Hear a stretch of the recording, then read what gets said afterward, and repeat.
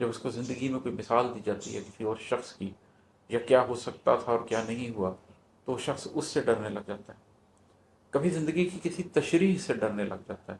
جب اس کے سامنے مذہب کی کوئی تشریح آتی ہے، جب اس کے سامنے نفس کی کوئی تشریح آتی ہے، کامیابی کی کوئی تشریح آتی ہے، ناکامی کی کوئی تشریح آتی ہے، مذہب، اس معاشرہ جب اس کے اندر کوئی رنگ بھرنے کی کوشش کرتے ہیں، انسان کبھی اس سے ڈر جاتا ہے، کبھی اس کی تشبیہ سے ڈرنے لگ جاتا ہے۔ جب اس کو تشبیہ دی جاتی ہے کہ تمہاری زندگی ایسے سے ایسے بھی ہو سکتی ہے، تو وہ شخص ان تشبیہات سے ڈرنے لگ جاتا ہے۔ تو کبھی ہم زندگی سے، زندگانی کی ہر ایک تفصیل سے، تمثیل سے، تشریح سے، تشبیہ سے ڈرتے ہوئے رستہ بناتے ہیں۔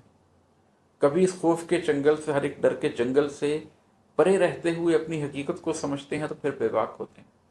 اور کبھی ایسا بھی ہوتا ہے کہ آپ اپنی زندگی کی ان تمام تفصیلات، ان تمام تمثیلات، ان تمام تشریحات، ان تمام تشبیہات کے خوف سے اپنے آپ کو چھڑا لیتے ہیں۔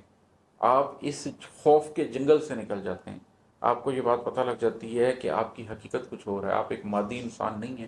بلکہ آپ کے اندر ایک شعور بھی ہے، آپ کے اندر جذبے بھی ہیں، اور ان سب کے پیچھے آپ کی ایک اسپرچول آئیڈینٹی بھی ہے، ایک روح بھی ہے جو کہ نفس سے لڑ رہی ہے، اور ایک روح بھی ہے جو قلب کے اندر زندہ ہے اور اس قلب کی کنجی کھولنا چاہتی ہے اور اس کے اندر اللہ کا نور بسانا چاہتی ہے۔ تو جب آپ زندگی کی معنویت کو سمجھتے ہیں تو پھر یہ ساری باتیں جو میں پیچھے ڈسکس کر کے ہٹا ہوں کہ یہ ہم انسان ارتقائی طور پر جہاں جہاں سے گزرے ہوتے ہیں، یہ سب پاکی ناپاکی کے سفر، یہ سب کسی کے لیے روشنی بن جانا، کسی کے چلے جانے پر مٹی ہو جانا، یہ زندگی کی ساری تفصیلات، تمثیلات، تشریحات، تشبیہات، ان سے ڈرنا، ان سب چیزوں کو پیچھے چھوڑ کے آپ زندگی کی معنویت کی طرف جب چلتے ہیں تو پھر آپ کے اندر بے باکی آتی ہے، پھر آپ کے اندر پہلی مرتبہ وہ ہمت آتی ہے کہ آپ زندگی کو جئیں۔ پھر کیا ہوتا ہے؟ کبھی ہم ذات کے صحراؤں میں برسوں بھٹکتے ہیں اور اپنے گرد جھوٹی آرزوؤں کے پرندے پال لیتے ہیں۔ کبھی سچائی کے دشتے حقیقت میں نکلتے ہیں تو تنہائی سے لڑتے ہیں، کسی بستی، کسی بن میں بھی ڈیرے ڈال لیتے ہیں۔ جہاں سیکھی سکھائی زندگی کے سارے پردے چاک ہوتے ہیں، وہاں وجدان ہوتے ہیں، وہاں ادراک ہوتے ہیں۔